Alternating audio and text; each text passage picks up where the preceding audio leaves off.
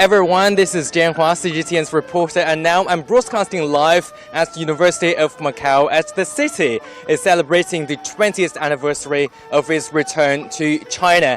And as a reminder, this is part of the Campus program that we have been doing over the past year. In the meantime, my colleague Li Jingjing is on the other route to give you a well-rounded picture of this university, as this actually is one of the biggest one in Macau right now. Of course, today we'll visit different places to give you a picture of the fusion of Chinese and Portuguese and also Western cultures that is all integrated in this university. And also I'm joined by my guide, Zijie. Zijie, welcome to the program. How are you? Would you like to say hi to our viewers around the world? Thank you for having me here. Hi, I'm Liu Yan. I major in Tourism Hospitality Management in Faculty of Business Administration, University of Macau. Okay, so it's always lovely to start our show with some Chinese flares. So in the background, you can see this is the Chinese Folk Art and Music Club, right? Exactly. So do we have a lot of clubs like this in your university? Exactly, as what you said.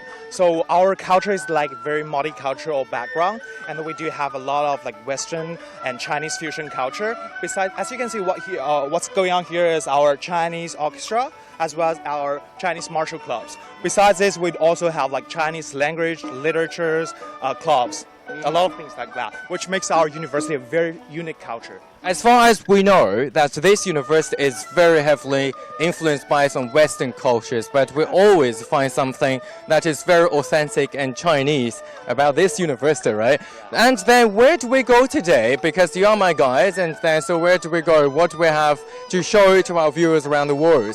So for today's trip, we are going to show you more about student lives in residential colleges and also our labs, the new technologies we have in our universities. Okay, so I'm very much curious about the residential colleges here. But before I came here, I did some research myself. I know that the residential college system is very unique and special here. So what is it about? Just in case that some viewers don't know. So residential college is actually like a dorm, like student hall, where students spend our lives besides the academic side. And then we do have like a very connected community within our residential college. Okay. And so far, University of Macau has the largest residential college system in Asia. Okay, so the largest in Asia. Still, the residential college, I think it very much reminds me of Harry Potter. You have Gryffindor. Yes. Slytherin, right? They have 4. How many do we have here? So in total, we have 10. Okay. Besides this, I'm going to introduce more about our university history. So our university is actually founded in 1981. It's almost 38 years.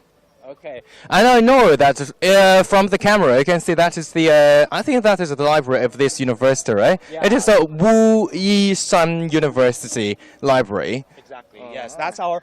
well, that's where I usually prepare my final exams. That's the most places I go for my research projects. I work on a lot of my own field in that area, and that's my best part, and I think that's the most beautiful part in our campus. Okay, that's lovely. So it's always lovely to start our program with something Chinese and also something fancy.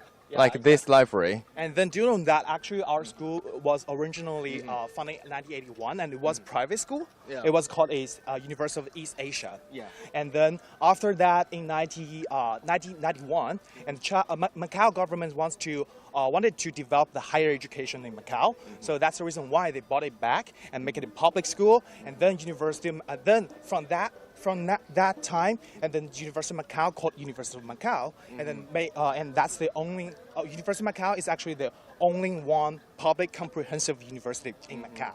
Okay, so it's lovely to have a history lesson. So anyways, my colleague Li Jingjing is on the other route, as I told you just now, and she will show us something quite different. So Jingjing, take it over and tell us what you have over there. Now take it over.